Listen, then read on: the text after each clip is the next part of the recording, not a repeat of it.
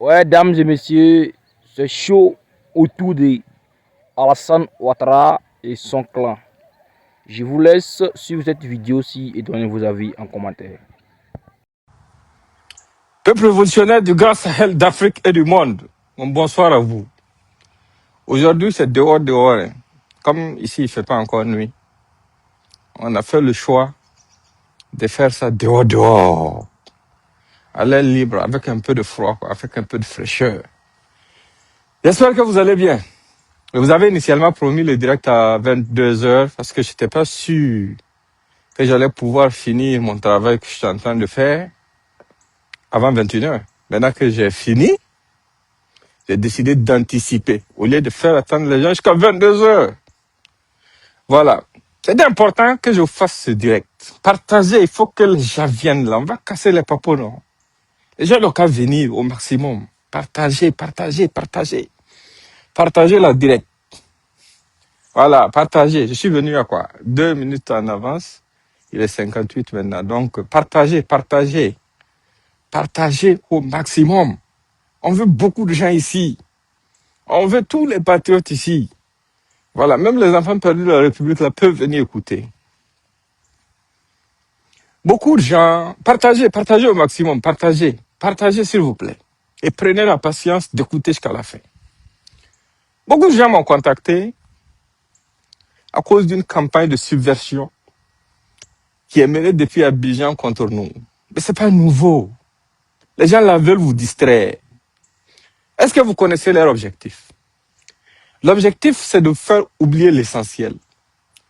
Il y a d'abord une situation très grave qui concerne le financement du terrorisme et qui a ses réseaux et ses tentacules en Côte d'Ivoire. Vous avez oublié qu'entre-temps, le journal Le Monde avait écrit pour dire que c'était moi qui avais jeté en pâture la communauté libanaise en Côte d'Ivoire en les accusant de financer le Hezbollah. Mais après, qu'est-ce qui a suivi? Le FBI a déployé des agents américains qui sont allés investiguer en Côte d'Ivoire. Ça, c'est pas quelque chose qui va rester sans suite. Hein. Non. Ça peut même pas rester sans suite. Ils savent ce que c'est. Après cette étape, vous avez vu que la Côte d'Ivoire a été classée parmi les États qui financent le terrorisme. À ce niveau aussi, pendant que le Burkina Faso quittait la liste et il rentrait dans la liste, ils ont commencé à comprendre beaucoup de choses. Et il y a un autre scandale beaucoup plus gros qui est arrivé. L'affaire Epstein, le pédocriminel. Bizarrement, il savait dans les emails que la nièce d'Alassane Ouattara a servi d'intermédiaire à Epstein et que par son entremise, Epstein aurait même rencontré Ouattara. Un pédocriminel que tout le monde rejette mondialement. Donc tout le monde se démarque, même les Trump et autres là se démarquent tous de lui. Cette demoiselle, ou bien c'est cette dame, la nièce de Ouattara, a son nom des centaines de fois dans ce dossier. Et c'est un dossier mondial qui va forcément avoir des conséquences. Ça les dérange beaucoup. On oublie ça. Il y a quelque chose que beaucoup n'ont pas noté, beaucoup n'ont pas remarqué. Mais récemment, il y a un ancien chef terroriste du JNIM qui a quitté le JNIM pour aller rejoindre l'État islamique. Il s'appelle Sarou, de la région de l'Est. Il a fait circuler un audio dans lequel il reconnaît qu'ils avaient des accords avec le régime ivoirien et que eux-mêmes, ils ont reçu les Ivoiriens, les services de renseignement ivoiriens dans la boucle du Mouhoun. L'audio est là, c'est en fulfulde, je l'ai. Et ils ont reçu les services de renseignement ivoiriens dans la boucle du Mouhoun pour sceller l'accord.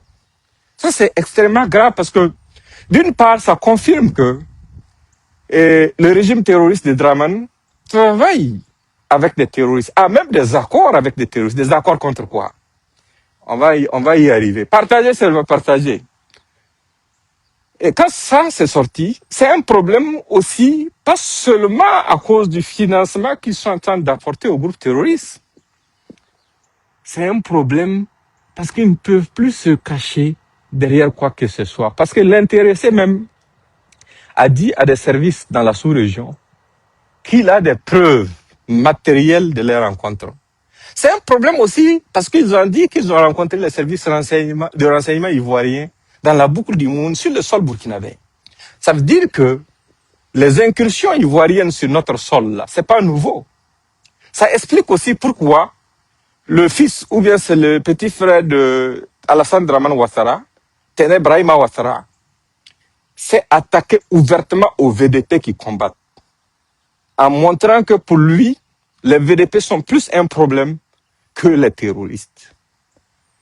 Maintenant, leur accord là, c'est contre quoi? C'était la question qu'on devait se poser il y a quelques jours. Jusqu'à ce qu'à la RTB, on nous montre un cas concret dans lequel des imbéciles franchissent la frontière de notre pays pour venir attaquer nos forces de défense et de sécurité. Et quand on les pourchasse, ils traversent la frontière tranquillement, ils partent de l'autre côté. Il n'y a rien de l'autre côté. Ils sont tous en sécurité. Et ce sont eux qui viennent dire que nous sommes en insécurité, alors que c'est de l'autre côté-là qu'ils ont zit et couvert.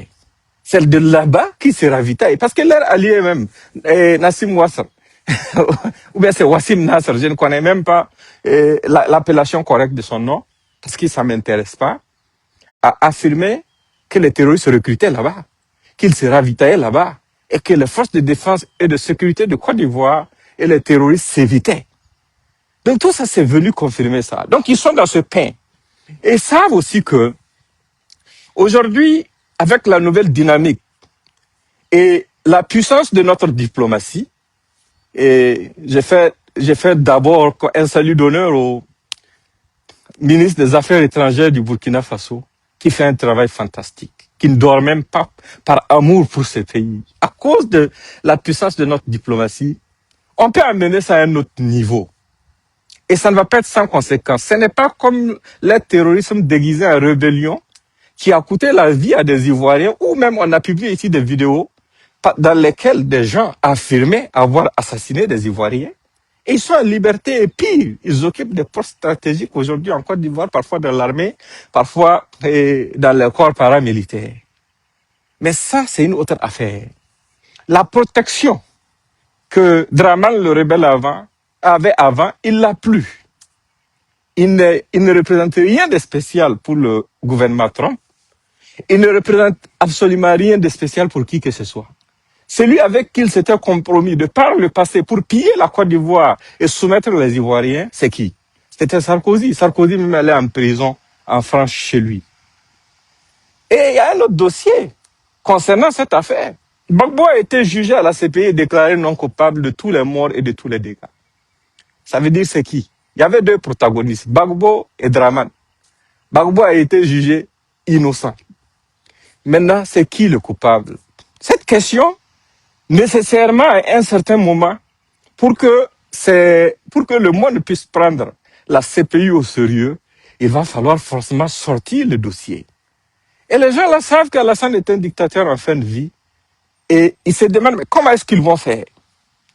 Comment est-ce qu'ils vont faire pour s'en sortir? Mais il n'y a pas de comment vous allez faire. Vous allez assumer. Donc, tout ce qu'ils sont en train de dire là, c'est pour vous divertir et vous amener sur d'autres terrains. Je suis là, je suis en bonne santé, je n'ai aucun souci, absolument aucun. Et je vous l'ai dit, ne vous inquiétez pas pour ma personne. Nous, on est déjà nés, on va combattre jusqu'au bout. Ce combat-là, on n'a pas commencé ça aujourd'hui. Et c'est lui qui peut moi m'intimider ou bien m'amener à abandonner cette lutte au bénéfice de notre patrie. Mon soutien inconditionnel au camarade capitaine Ibrahim Traoré là. Cette personne n'est pas née. En tout cas, si tu es né d'une mère et d'un père, tu ne peux pas être un obstacle ou bien m'amener à être découragé. Non, on est en train de lutter. Ils ne savent pas ce qu'on fait actuellement. Ça les chagrine. Et tous les complots qu'ils ont montés contre nous, tous les complots qu'ils ont montés contre notre pays, tous les plans machiavéliques montés pour porter atteinte à la vie du président Ibrahim Traoré et à d'autres acteurs, ce sont des choses qui ont échoué. Toutes les tentatives de division qu'ils ont essayé de s'aimer, ça n'a rien donné. Ils ne peuvent pas dormir tranquilles. Ils ont sacrifié trop de gens dans leur complot. Combien de gens sont tombés dans leur piège et se sont fait prendre? Et la dernière chose qui les dérange le plus encore, c'est le fait que Damiba soit pris. Ils n'arrivent pas à dormir parce qu'ils savaient qu'ils étaient directement en contact avec Damiba. Et ils savent aussi que Damiba ne peut même pas ne pas tout dire. Il va tout dire s'il n'a pas déjà fini de tout dire. Mais moi, c'est pas avec moi qu'ils vont apprendre l'information. Donc, restons concentrés et focalisés. Ils essaient à chaque fois que nos forces de défense et de sécurité, ainsi que nos VDP ont une victoire, de minimiser ça.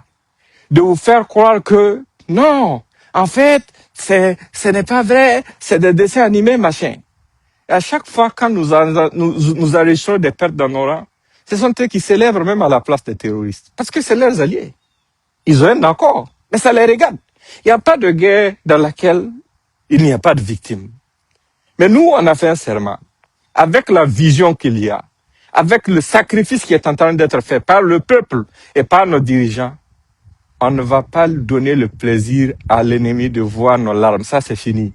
Nous sommes des hommes. On va se battre jusqu'au bout pour notre pays. On va le faire sans mendier la pitié de ceux qui, dans l'ombre, financent ceux qui endeuillent nos familles.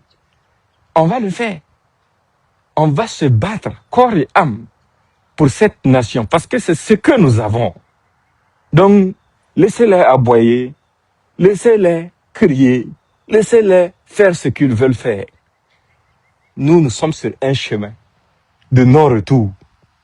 Et celui ou celle qui pense pouvoir nous dévier de notre trajectoire vit dans un mauvais rêve. Parce que nous sommes un peuple intrinsèquement révolutionnaire. Ça, ce n'est pas quelque chose à démontrer à qui que ce soit. C'était mon message pour vous aujourd'hui. Ils veulent savoir ce qu'on fait, ce qu'on prépare, ce qui vient, mais ils ne le sauront pas. Ils ne le sauront pas. Mais ils seront surpris. Et surtout, Tené Brahima Ouattara est en train de cumuler un gros caca. Le jour de l'évacuation, il lui faudra directement une fosse septique parce qu'il n'y a pas de toilette sur cette terre qui pourra prendre ça. C'est tout ce que je vais dire. Ils vont comprendre que dans ce monde-là, ce n'est pas tout le monde qu'on s'en prend sans conséquence. Non, non, non, non, non. Et puis tout ce qu'ils sont en train de faire encore, ils sont en train d'aggraver leur cas. Je ne vais même pas leur donner des pistes. Mais tout ce qui est ouvert là, ils verront la suite. Ils verront la suite. Et ça va se passer devant eux. Ça va se passer devant le monde entier. C'est là qu'ils vont comprendre qu'ils ne sont pas propriétaires du monde.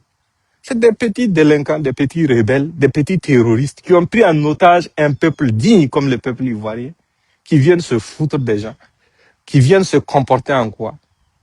Des gens qui sont impliqués dans tous les faux coups. C'est eux qui viennent se présenter comme s'ils étaient des dirigeants. Des petits voyous. Nous, on ne parle pas beaucoup. On sait ce qu'on fait. On sait vers où on va. On sait que ça va aller. En tout cas, pour nous, ça va aller. Pour notre peuple, ça va aller. Mais ça va pas, ça ne peut même pas aller pour les petits rebelles qui ont pris le peuple ivoirien en otage. Ça ne peut pas. Ça ne peut même pas. Non, on ne parle plus beaucoup. Non. Vous avez fini de jouer, non? Tous vos complots, on les a déjoués. On a pris vos moutons de sacrifice un à un qui ont tenté d'assassiner nos forces de défense et de sécurité, notre président. Et vous pensez que c'est fini, quoi. Ça va rester comme ça. D'accord. C'est là que vous allez savoir que c'est pas une seule mère qui sait mettre au monde un enfant bête. On sait tous être bêtes. Les tuyaux, les réseaux parallèles, les quoi, sur quoi vous comptez là. Il y en a qui ont plus de réseaux que vous. Les lobbies, c'est autre. Vous ne connaissez, vous connaissez, mais vous ne connaissez pas les autres. Vous savez sur quoi vous comptez, vous ne savez pas sur quoi nous comptons. Et vous serez vraiment désagréablement surpris. Ça, c'était mon message. Partagez au maximum et portez-vous bien. Bye bye.